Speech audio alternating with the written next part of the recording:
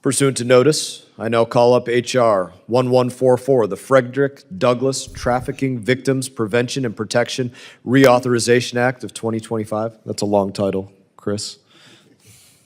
The bill was circulated in advance. The clerk shall designate the bill. H.R. 1144 to reauthorize the Trafficking Victims Protection Act of 2000. Without objection, the first reading is dispensed with, and the bill is considered read and open to amendment at any point.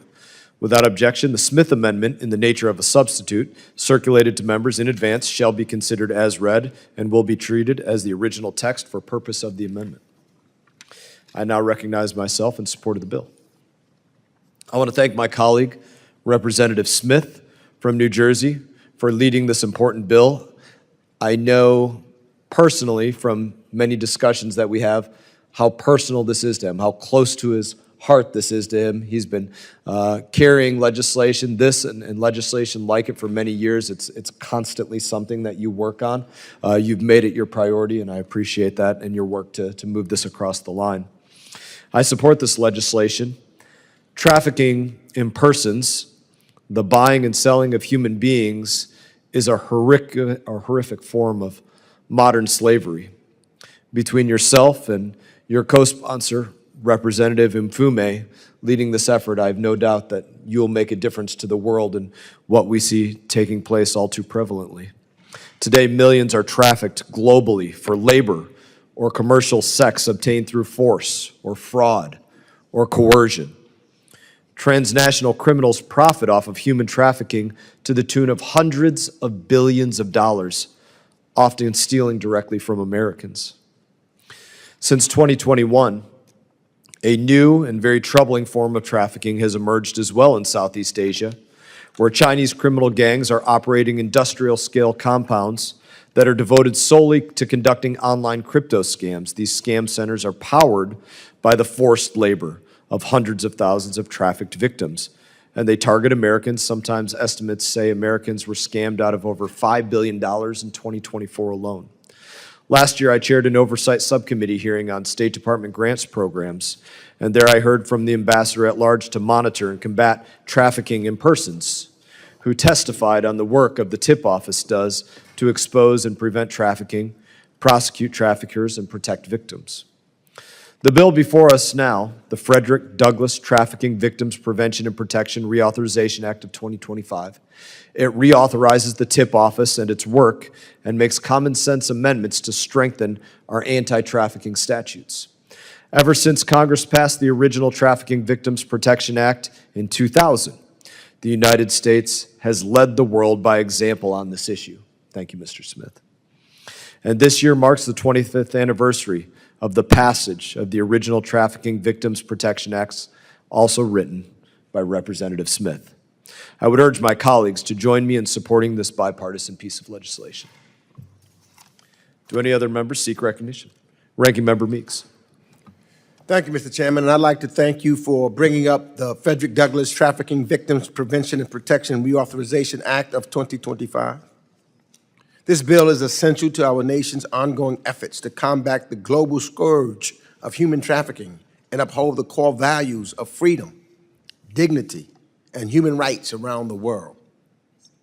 In the face of the administration's cuts at the State Department and USAID to core institutional mechanisms that address issues related to human rights, including trafficking in persons, passing this bill sends a powerful message that the United States Congress remains steadfast in its commitment to protecting vulnerable populations and advancing human rights globally, honoring the enduring legacy of the great Frederick Douglass in the fight for human dignity. We passed this bill last year, and I think it's time that we get it over the finish line, passing it again, getting it through the Senate and on the President's desk to be signed. And with that, I yield back the balance of my time. Representative yields back. The author of this legislation, Representative Smith, is now recognized. Thank you so very much, Mr. Chairman. First of all, thank you for putting it on the schedule and for your very strong commitment to this issue of trying to protect women and children and men from modern-day slavery. So thank you very, very much, and for your kind words. And to Mr. Meeks, thank you as well. This year, as you pointed out, Mr. Chairman, marks the 25th anniversary of the Trafficking Victims Protection Act of 2000, comprehensive landmark legislation that I authored that is the cornerstone of U.S. and global anti-human trafficking efforts. I would remind my colleagues that when I first introduced the TVPA in the late 1990s, the legislation was met with a wall of skepticism and even outright opposition. Assistant Secretary of State Harold Koh testified right here in this room that against most of the provisions of that bill. He said that there was no need for a tip office, just put it into the country reports on human rights practices. He said that the sanctions would be counterproductive, which they are not. I pointed out at that time that one reason why our civil rights laws work is because there is a penalty phase for those who do not follow human rights norms and civil rights norms as prescribed in those statutes. We did prevail, and thankfully it was done in a totally bipartisan way, and we did get the bill over the finish line. At the time, trafficking was widely associated with drugs and with weapons, not human beings. I talked to several U.S. attorneys who, as soon as I brought up the subject, they defaulted right to a discussion about weapons and especially about drugs.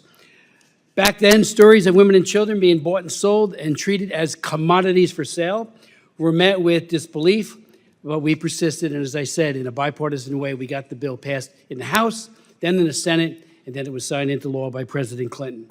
It established what is now well known, a framework called the 3 Ps: prevention of trafficking, protection for the victims, and prosecution of the traffickers. I would note parenthetically that more than 2,225 major cases have been, traffickers have been convicted and are today doing serious jail time. Even Epstein was being prosecuted pursuant to the TVPA, but he died obviously before justice could be meted out. But so many, and many of our U.S. attorneys, one of the things we put into the bill, Mr. Chairman, was to try to empower states to pass their own anti-human trafficking laws, which virtually every one of them has. So more prosecutors, more weapons against these people who treat people, again, in such a heinous way. The trafficking law created the tip office, the tip report, which continues to hold governments around the world accountable for failing to combat this heinous crime. Today, we are considering, and again, I thank you for putting it on the schedule, H.R. 1144, and we honor Frederick Douglass, a man, a heroic man, a brilliant man, and a Republican who was born into slavery, who became one of America's greatest abolitionists. The bill was developed in very close collaboration with his great-great-great-grandson, Kenneth Morris, and shaped by insights and trauma-informed input from survivors and of trafficking.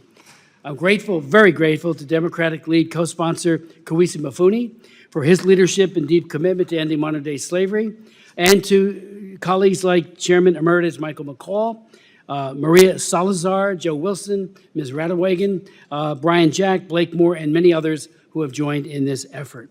I'd remind my colleagues, and Mr. Meeks mentioned this a moment ago, that this bill has passed the House in the last 2 Congresses, in 2022 and again in 2024, again with broad bipartisan support, over 400 members voting for it, only to stall in the U.S. Senate.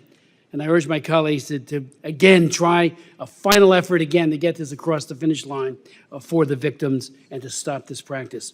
Specifically, it reauthorizes programs across the State Department, Department of Justice, Homeland Security, and the Department of Health and Human Services. It continues the Angel Watch program to prevent convicted child sex predators from exploiting and raping children overseas.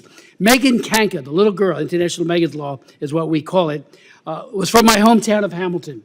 A convicted pedophile lived across the street from her, invited her into his home, brutally raped her, killed her, buried her, and then he went out and handed out brochures saying, "Do you know where Megan is?" That led to Megan's Law in all 50 states, which has had a very profound impact. And then we found out that many of these people who are convicted travel on these child sex tourism trips, and they rent a child for a week or 2 and exploit the living daylights out of them. This now notices countries of destination before they leave and also stamps their passport with information that says the bearer is a child sex predator and has been convicted for that. It also enhances, and this is not part of our jurisdiction, Mr. Chairman, but it is jointly referred to some other committees, which I believe will waive, to provide situation awareness training for elementary and secondary school students so they can be aware and know what the signs are so that they're not trafficked. Again, I want to thank you so much for this, and I yield back. Representative Yields. Any further discussion?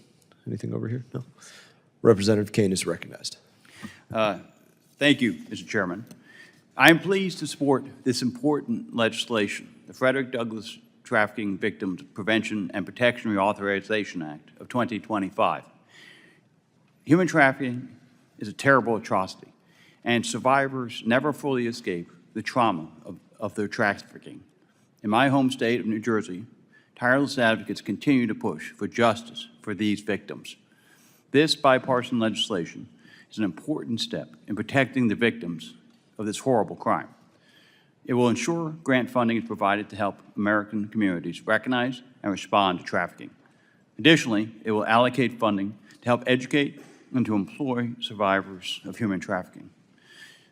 Through this legislation, we can take an important step in the fight against human trafficking.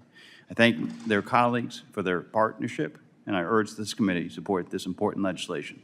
Mr. Chair, I yield back. Any further discussion? There being no further discussion of the bill, the committee will move to consideration of amendments. Does any member wish to offer an amendment? Seeing none, I move that the committee report H.R. 1144 as amendment to the House with a favorable recommendation. All those in favor signify by saying aye. Aye. Aye. All those opposed signify by saying no. In the opinion of the chair, the ayes have it, and the motion is agreed to.